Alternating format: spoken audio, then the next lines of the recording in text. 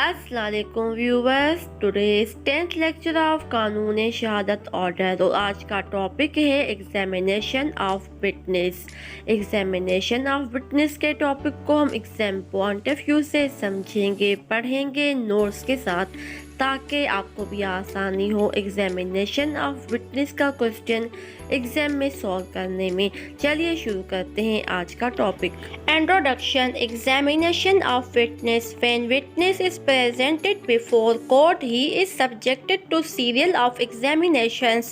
It is because without examining him, his testimony should not be relied upon. A witness, after having been called in witness box, examined in three different ways, as witnesses play a vital role in dispensation of justice. जब गवाह को अदालत में पेश किया जाता है तो इसके एग्जामिनेशन का सिलसिला शुरू किया जाता है, इसलिए कि इसे जांचे बगैर इसकी गवाही पर भरोसा ना किया जाए। गवाह को विटनेस बॉक्स में बुलाए जाने के बाद एक गवाह को 3 मुख्तलिफ तरीक़ों से जांचा जाता है, क्योंकि गवाह इंसाफ की फरहमी में अहम किरदार अदा करता है। इसके रेलिवेंट प्रोविज़न है आर्टिकल 132-133 ऑफ कानून शहादत ordinance 1984।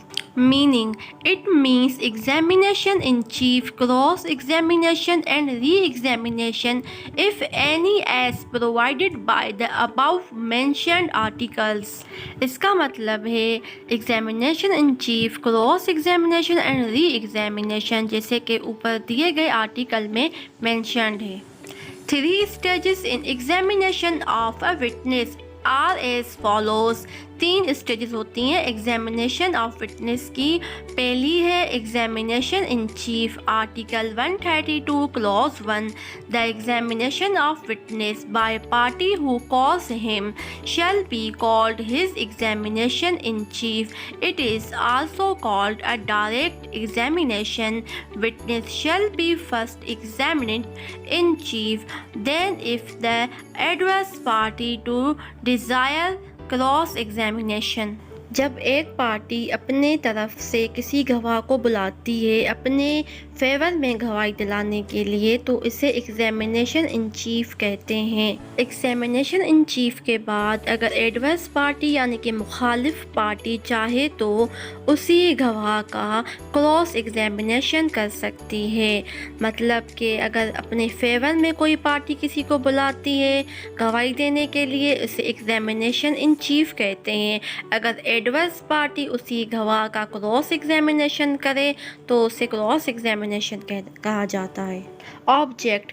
The object of his examination is to get him from the witness all material facts within his knowledge relating to the parties case. गवाह के एग्जामिनेशन का मकसद है कि वो गवाह से पार्टी के केस से मुतालिक इसके इल्म के अंदर तमाम मटीरियल फैक्ट्स हासिल करे। Limit. It must be confined to relevant fact and no leading question can be asked except with permission of court। इसकी लिमिट रेलिवेंट फैक्ट तक महदूद है। लीडिंग क्वेश्चन इसमें नहीं किए जाएंगे except with permission of court, जब तक के कोर्ट परमिशन ना दे दे। लीडिंग क्वेश्चन वो होते हैं जिसके सवाल में ही आंसर छुपा होता है या कोई आंसर की इसमें हिंट दी होती है सवाल पर। Time to conduct. It is always conducted whenever party presents the witness for the first time before the court. The examiner is bound to complete his examination before opponent's cross-examination begins. जब एक party court के सामने पहली बार अपने गवाह को गवाही दिलाने के लिए पेश करती है तो एग्जामिनर पाबंद है कि उस गवाह का पूरा एग्जामिनेशन करे मुखालिफ पार्टी के क्रॉस एग्जामिनेशन से पहले। Question which are permitted in examination in chief.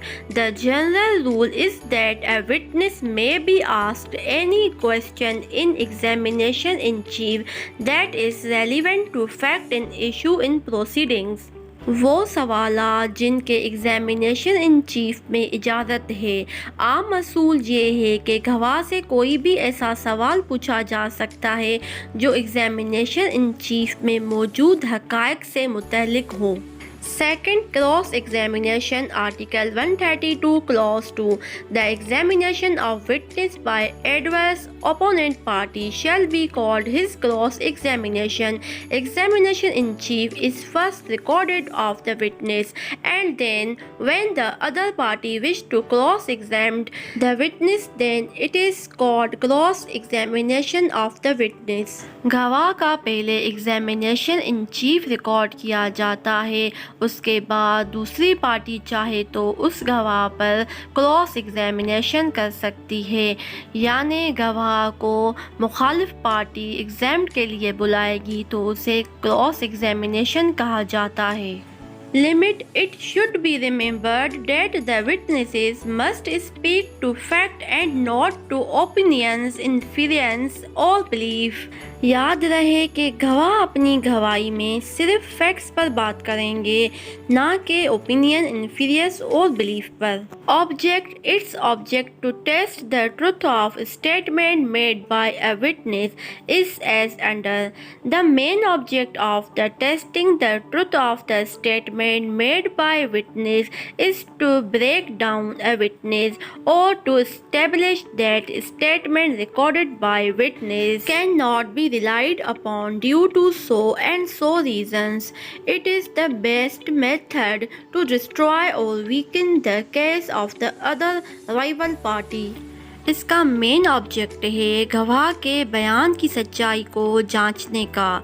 गवाह को तोड़ा जाए कि इसका बयान झूठा हो सकता है, ये अपनी पार्टी के फेवर में आकर झूठ भी बोल सकता है, इस सबब पर इस पर एतबार नहीं किया जा सकता।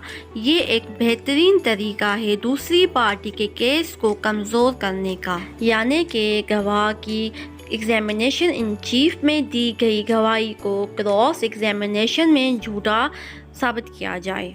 Scope and extent of cross-examination.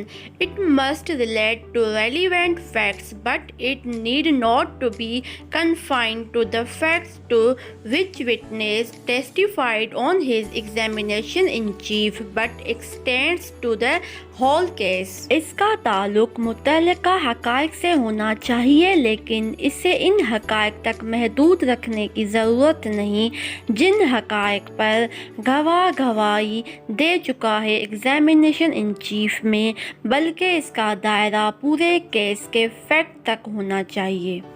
Third, re examination.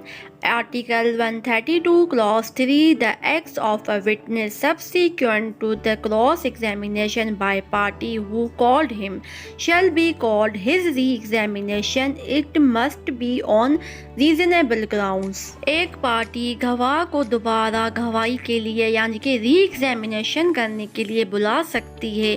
इसके लिए ज़रूरी है कि उस पार्टी के पास रीज़नेबल ग्राउंड्स मौजूद हों जिसके बिना पर वो पार्टी को दोबारा बुला रही है। Object. The object of re-examination, the explanation of matter referred to in cross-examination.